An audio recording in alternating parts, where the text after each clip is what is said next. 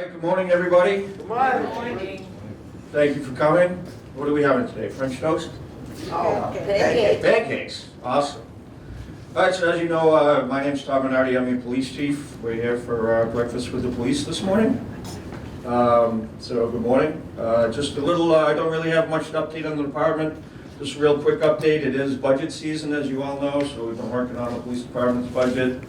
Unfortunately, we have two collective bargaining contracts that have yet to be settled, so we have to work through that process. There's a supervisor's bargaining unit and the patrol officer's bargaining unit.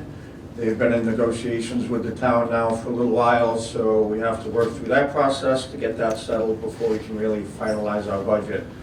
If it's not done by March town meeting, we have to wait until a special town meeting in October to fund any contractual expenses that come out of those negotiations. So although we are working on the budget, there's still a lot more work to be done until we actually settle those contracts. As far as staffing, a few months ago we had 3 new student officers in here to introduce them to the group. They're still in the academy, progressing well. They're scheduled to graduate at the end of February. We still have other vacancies. We're going through a hiring process right now for 2 other candidates that are currently in the police academy as well. I feel strongly that they'll be getting offered positions shortly when the background investigations and everything are complete. And they will be scheduled to be graduating, I think it's in May. And then on top of that, we still have a couple more vacancies that we're working to fill. Unfortunately, the recruiting and retaining a staff has been a struggle for a little while now, and it's not just here in Westborough, it's really across the board with police agencies, really all over the country, but certainly it's affecting us. We've had some of our officers leave to pursue positions in other departments, in other parts of the state, unfortunately. And that's where, the contract negotiations come into play, and it's important that we offer competitive salaries and benefits, and that's what we're trying to work through now. So hopefully we can catch up and keep retaining the staff we have. So that's really about the only updates I have for you. As far as our capital plan, as always, we'll be looking to replace 3 police cars. We do that every year so we can properly maintain our fleet. And then I'll just turn it over to Detective Sergeant McRae. He's going to speak to you a little bit about how our investigation process works within the police department. Detective Sergeant McRae has been with the Westborough Police Department for about 28 years. And he's currently, again, assigned to the Detective Bureau as a supervising sergeant. So I'll turn it over to Detective Sergeant McRae. Thank you. Thank you, Chief. Good morning. How was everybody? Enjoying your breakfast, I hope? Yeah. Excellent. Excellent. Again, my name is Greg McRae. I am the Detective Sergeant here for the Westborough Police Department. I'll give you a little blurb about myself. Born and raised here in Westborough, went to Westborough High, graduated from Westborough High School, went on to college, ended up getting a master's degree in criminal justice and public management from Anna Maria College. I am married. I have 4 children. I have twin girls that are in college, and I have 2 boys that are in school.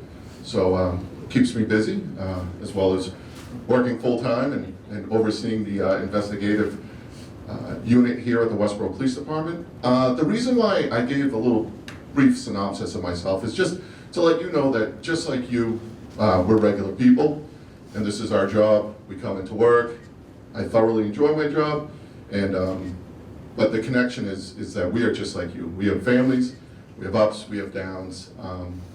So I just like to make that connection with the people in town here that, we're just like you guys, and we do really want to help and figure out what issue may be presented to you. So what I'm going to do is just tell you what exactly we do in an investigation if something does happen to happen in town here.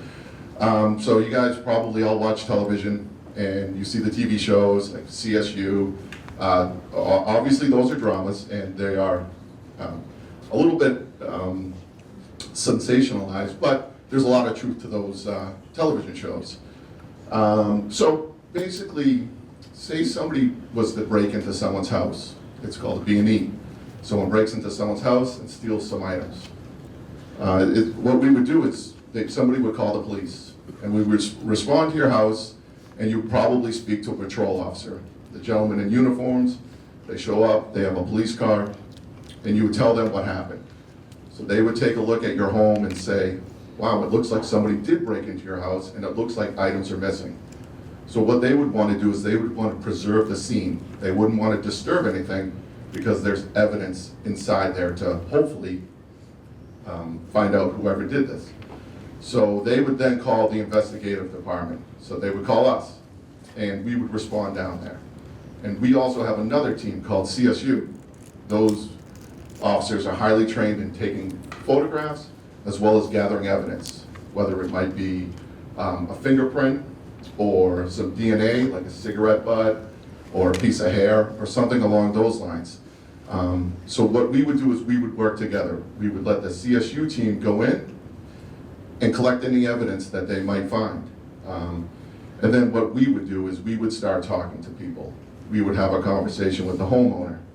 We would then have a conversation with neighbors to see if there's any ring cameras, if there's any cameras outside of somebody's home. We would start that type of investigation, and then we would hopefully try to find a suspect, and once we do find a suspect, we would then bring that suspect in, sit down, and interview them, and have a conversation with them, just kind of like you do see on TV.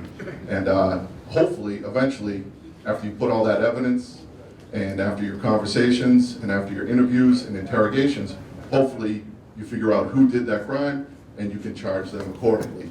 So it's a different type of policing that I'm new to. I've been overseeing the unit for about 8 months now. I was always in patrol. I thoroughly enjoy it. I have a fantastic team. I have Chip Dappolite, Detective Dappolite, who works at the schools.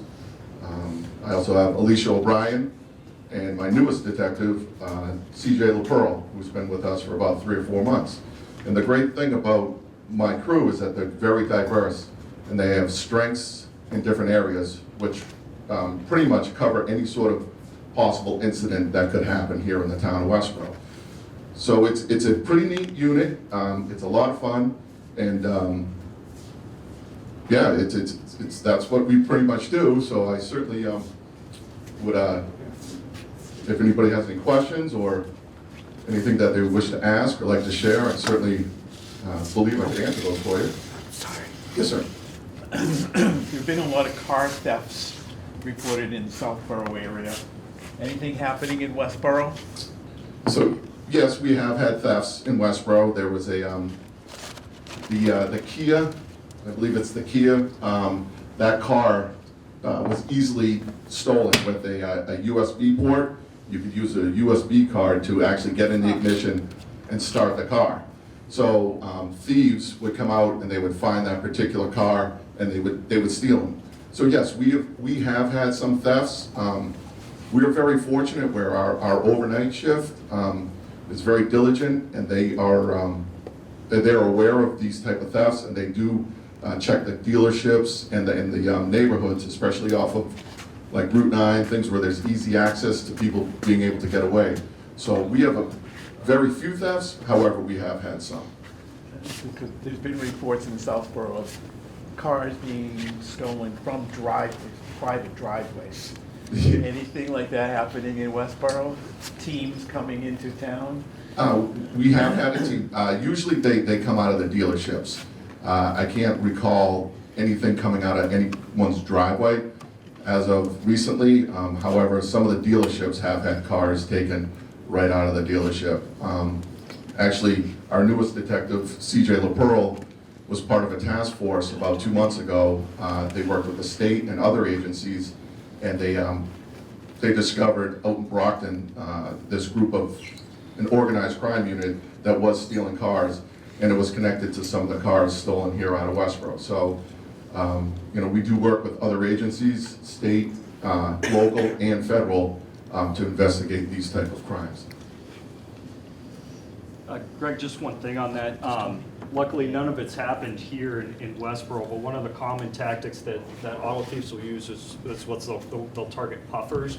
And what a puffer is you know, if you go out to your car, put the key in, turn it on, and let it run for the morning to warm it up, or the evening, or whenever it's out there running. And thieves will sometimes target neighborhoods looking for puffers at specific hours, like school, going to school hours, going to work type hours, those kind of common hours, and just look for what they call a crime of opportunity, where, hey, this is an easy car to steal, all I got to do is jump in and drive away. Same thing at, like, if you'll see people pull into like a gas station on Route 9 and just leave the car running out front with the keys in it. Not a good idea. So just kind of we haven't had those issues here, but it is a very prevalent way, an easy way for thieves to take cars. So just something to be aware of if you don't have that remote start feature where, you know, you can start it without having the key in the ignition. Just something to be aware of now. It's not a great idea to leave it out there. You know, we have a safe community, good community, but you never know who may, you know, it only takes one, like, hey, Westborough's got a lot of puffers out there, let's go grab them. So just keep that in mind, just a little tip. I know it sucks getting in a cold car. I mean, yes, we are an affluent community, there's a lot of nice cars in town. Yep. Okay, is it attracting teams coming in? I mean, these are kids that come in like 4 or 5 and they just wander around neighborhoods looking for somebody that leaves their car on. Yeah, and it could be as simple as, you know, like, you know, pretending to be, you know, selling something. So anytime you get those calls, as you all know, I think you have to have a solicitor's permit. So if they don't, if you don't see or they don't present something, or it just seems a little weird, don't hesitate to give us a call, and we'll come talk to them and say, hey, what's going on, and figure out what's going on there. There's no harm in calling. We're glad to go out and figure it out. And if it's something that's, you know, it's just, oh, I'm visiting my grandparents and we're just out for a walk, you know, okay. But, you know, that type of deterrence also says, man, Westborough's not a good spot. The residents, they call the cops all the time and we can't get anything. So that your help working with us is huge with that kind of stuff. Thank you. Absolutely. We strongly suggest if you see something, give us a call. You know, let us come out and take a look, and if it's nothing, it's nothing. But if it's something, it could be something. So if, you know, if you're around and you see something suspicious, a car that usually isn't in your neighborhood, or people that usually you don't see coming in through your neighborhood or through your community, give us a call. Let us come out and we can have a conversation with those people, and you know, like the lieutenant said, either be a deterrent or, you know, just somebody's here visiting or whatever it might be. But, you know, don't be afraid to call, because that's why we're here. We're here to help you. So Even at 3:53 in the morning. give us a call. We're here 24/7. Someone's always up. Those alarms that go off. 3:53. Yes, sir. Does having Route 9 go through the town, even if any particular challenge that the way that we elevator would work through? Sure. Yes, if Route 9 presents different challenges as it goes right through town. It does. It's Route 9 goes from Worcester, well, obviously on the other side of Worcester comes, but mainly through Worcester, goes through Westborough, Southborough, and it intersects with 495, which is a major highway, which, you know, can get you south and north, bring you down to the Mass Pike. It also brings you into Southborough, Framingham, Natick, and then starts getting you out towards the city. So yes, Route 9 is a busy road, and it is used for, you know, criminal type behavior, as it does have access points to all over the state. But like I was saying earlier, we are on Route 9, and they do patrol it pretty thoroughly. Also, the state police is on 495 in the Route 9 Mass Pike area. So we have a lot of coverage out there, and like the lieutenant was saying, the people in the community are great, and they do call if they see something that doesn't seem right. So we are a deterrent. But yeah, people do come through town because they're going from Worcester to Framingham or vice versa. Chases. The chase, sometimes there's a chase, not as much as there used to be, but How's the, has been any solution to the robbery at West Meadow? Has that been solved?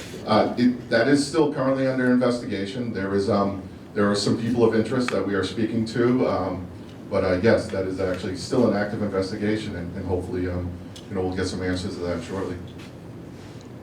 What robbery? What robbery? Several businesses somebody broke into and stole some money down there, and Don't you yeah. read the paper? No. What papers? Just a quick distinction, Bad enough with the TV?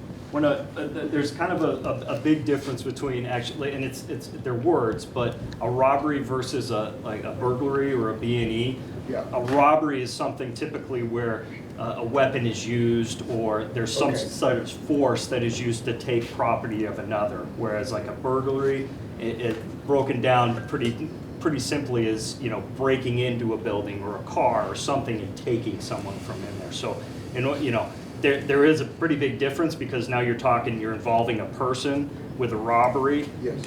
possibly being hurt or injured, and then a burglary is more property loss, property damage, those types of things. So they do it on TV all the time. It's kind of like you hear it and you're like, that's not what that is, but it's yeah. So hopefully that clears that up a little bit. I can go to bed now, I've learned something. Yeah, there you go. Yes, sir. What's the usual speed of traffic, like between Otis Street and Lyman Street? This is on Route 9. So the road is posted, I believe it drops down to 45 for a little bit, and then it goes back up to 55 in between Otis and Lyman Street. Usually, if you drive on it, there's a lot of traffic, so hopefully people aren't going too fast. As the traffic gets a little bit lighter, I think people go a little bit quicker. But it does drop from Otis right up to before you get to 135. I believe it's down to 45. So it's about 45, 50 miles an hour people are going between Otis Street and Lyman Street. Well, that's the posted speed limit. How fast people are going, that's why you'll see a lot of police officers out there The conducting reason I radar. ask is because there's a proposal to put a drive-through Starbucks on the corner of Park Street going eastbound. Oh, okay. There's no slow-down lane or turn lane or anything right there.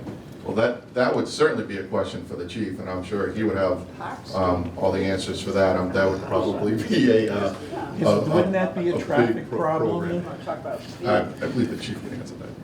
Yeah, I'm aware of the Starbucks, and I'm aware of the concerns about the traffic on Route 9. I'm aware of the concerns about the people who live on Park Street, about the increased traffic and everything, and I completely understand that, and I sympathize with that.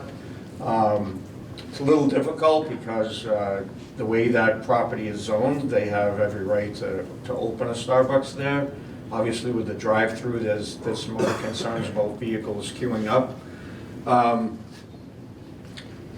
It definitely represents some concerns. Route 9 is run by the Mass DOT. It's not a town road. To be able to put in a deceleration, acceleration zone there would be Difficult. very, very difficult and extremely, extremely expensive, I'm sure. So it's certainly a concern that the town has to look at. I know a lot of residents on Park Street have raised that, and it's certainly an issue. I mean, I remember when that site there, what used to be the Bergson's, restaurant, I used to go there for breakfast when I was a little kid. But I think, a major part of the concern is the traffic generated by the drive-through. And I understand the concerns, I'm not really sure what the answer is. The town continues to grow, continues to bring in more businesses, which obviously we all encourage. And I don't really know what the answer is. We don't really have accidents there now. It's certainly a difficult place when you come down Park Street and want to enter onto Route 9. It's a little, it's difficult because of the speed of the traffic coming down over the hill from 135. You're entering a highway from a dead stop, and it's a difficult location. I'm not sure that the drive-through at Starbucks is going to gonna create as many problems as some people suggest, but I just don't know. I'm not a traffic engineer. That's not my expertise. So I think as the project works through the process and the permitting process, those are discussions that have to take place. It's not so much the inconvenience to the residents there. Yeah. It's just a plain traffic problem, okay? That people going so fast on Route 9 and all of a sudden they see a Starbucks and, oh yeah, I need that cup of coffee on my way to work. Okay, how do I find or read up on incidents of traffic accidents? There are cars that have flipped over in that corner. And Yeah, but landed on the lawn Yeah, that last accident wasn't as in relation to Park Street, though. That was traffic on Route 9 that was traveling straight, and there was a collision that happened. That wasn't in relation to anyone pulling in and out of Park Street. Again, it's a concern. I think Mass DOT needs to be part of the conversation, and I truly don't have an answer for it at this point. I think that's something the planning board and all the people that make the building commissioner, they have to weigh in on it. I don't have an answer. I wish I did. It's certainly a concern. It's a safety concern. No doubt about it. Mhm. And traffic, traffic is an issue all over town. It's always been an issue as long as I've been a police officer. The number one complaint we get is traffic. Everybody's street, there's a problem on their street, and we get to as many places as we can. Unfortunately, as I was talking earlier, we're down a lot of staff. I anticipate losing a few more the next few months. It's a possibility that we're going to be down a quarter of our entire department.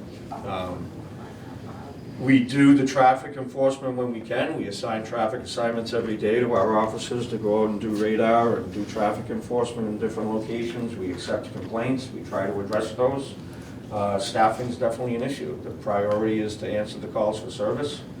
And unfortunately, when we're low on staff, we become a very reactive department rather than being proactive and being able to address those community concerns that everybody has. We're doing our best to try to address it. We used to have a traffic officer that was their job, 8 hours a day, was to go out and do radar and address particular citizens' concerns on their street. Unfortunately, with the staffing that we have, we're not able to fill that position. I hope at some point we can get back to that. So, that's just where we're at. The priority is answering the calls for service and the 911 calls, and the rest of it becomes, secondary, unfortunately. Yeah. From a traffic point of view, do you have any update on what's happening on that downtown study about redoing the Rotary? rotary somehow? Yeah, I really don't. I don't know where that, I wasn't able to attend the last meeting they had on that, the working group. I'm not really sure where that lies right now. It amazes me that so many years that we've had this configuration, there's still people that go down the right lane straight through at Milk Street there. Yeah, we actually had it happen a couple times in the past month, believe it or not, so. Were they on their phone? Listen to GPS Around talking town, on there the are phone. several signs that have a radar yeah. device with them. Yep. Show them to slow down, Yeah. yada, yada. Who's responsible for A, citing those, and B, how do they come about? Well, I'll answer your second question first. They came about generally through citizens petitioning the select board to install them in various locations. It may be related to some maybe a traffic crash, a series of crashes that might have happened in a certain spot, but it's generally some citizens petition the selectmen, request for it to be installed. They're really quite expensive, believe it or not. But that's generally how they come about. It's generally through some citizen involvement, requesting them in certain areas. Turn to left, I would hit. We don't really use them as an enforcement tool. We wouldn't sit there and watch the sign. If we were doing radar, we use a radar gun. It's calibrated, It's, you know, you can testify in court to it, and everything else, but they're really there just to notify the motoring public that you're going too fast. You know, it's really more of an educational tool. It's not really an enforcement tool for us. It seems kind of odd that there's one on Mill Road, and then you go around the corner, there's one on Fisher Street right there, you know, in that Yeah. same little They area. could use 12 of them on that area. Yeah. Listen, that street is called, that was called Westborough Speedway Part 2. And if you don't think so, there are still people going down there who pass because they can't wait for the car in front of them. Oh, yeah. Oh, because they may be letting somebody go in their driveway. Trust me, you really could use, and the police, they, oh, never mind. So like I said, traffic, right? It's a huge issue for everybody. Sounds like you are. We honestly, we're doing our best. Oh, yeah. Oh, they've been there, trust me. Yeah. They got the best driveway in town. They're out of harm. They're out of harm's way, and seriously, they're there. I live on Milk Street. Well, then you know. Talking to somebody that, Yeah, yeah. then you know. But then, They do the best job they can with what they have. in the old days, they could do the speed and park in the driveways and watch them. Nowadays, they have to go chase some fool that's trying to kill somebody. All right, everybody, we'll take, oh, another question. There's a proposal in town for this new Boston Worcester Airwalk Trail. The B-wall? Yes, going from Otis Street all the way to Lyman Street, across Milk Street. Is there any proposals for new crosswalks, pathways to get across the streets, traffic lights, anything? You'd have to talk to the working group that's working on the beat wall, and that's really not part of my daily tasks to work on that project. There's a meeting Thursday Thursday night. night. Yeah. If you're interested, There's please like- attend. They're just so eager to get this done, that they're not thinking it through completely. There's two sides to it. There's a lot of people that are very, very receptive to it. There's a lot of people that are against it. So I'm not gonna weigh into it. We have a few things. It's not really, my place to. Yeah, crossing these major streets in town, Milk Street, Otis Street, Lyman Street, and they don't know, they're just gonna say, keep going, just walk across, the traffic will stop for you. Yeah, I mean, well, you know, crosswalks are in there, as you see the flashing lights that keep popping up at all the crosswalk locations, which I think they're helpful. We're actually working on a bike and pedestrian safety program we're hoping to roll out in the spring. It's going to be an educational program, both for pedestrians and bicyclists, but also for motorists. There's a lot of misconceptions about crosswalks, and there's a lot of misconceptions about rules of the road for people on bikes. And then we have all these other types of, you know, two-wheel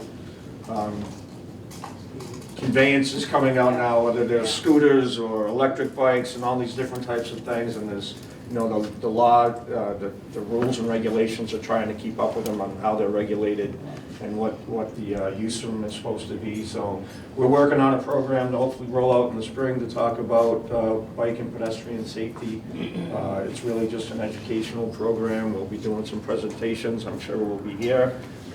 So hopefully we can make some safety improvements as far as Any that goes. rules, as well. but, yeah, I mean, the kids love these electric scooters. Yeah, and again, that's what we're going to be talking about, all those types of things. It's been a long time since 16, so I can't remember all the things I was supposed to learn. When you get uptown and somebody does that crosswalk, something like they said, they do just take off and think they can stop the world. If you stop dead and somebody hits you from behind, are you the one that's at fault? Well, so we don't generally, when we go to accidents, we don't generally decide fault. That's something for the insurance company to do. I would suspect if the person behind you was following too close and not paying attention, then, I mean, they should have the ability to stop in time if you stop. As long as they're paying attention and not following too close. Not the corner where the rotary part was. Well, it can have- That tends to be, but you know where the bank, where the, I guess it's an insurance company on the corner of Milk Street and the rotary. Because I ended up stopping really hard enough to make that little car make noises. And I was worried, I just was curious. I'm gonna stop because I'm not gonna kill the person. But I just was curious, what happens if you do that and get hit from behind? Because you're the one that stopped short. Well, like I said, I mean, hopefully the person behind you would be paying attention and not following too close so that they'd have time enough to stop. But when it comes to determining fault of an accident, that's not what the police department does. That's for the insurance company to decide, so. Okay. Generally speaking, when you get rear-ended, it's not your fault, but, I mean, there's a lot of goes into it. We know how insurance companies are, so I won't go down that rabbit hole. That's But okay. so anyways, thank you, everybody. I hope you enjoyed your breakfast. Thank you, Sergeant McRae, for joining us. Lieutenant Schipporeit. So we'll be back next month, and we look forward to seeing everyone. I hope you have an enjoyable rest of July, and, January. I wish it was July. And we'll see you at the beginning of February. Thank you. All right, thanks. Thank you, Chief. Right. Thank you.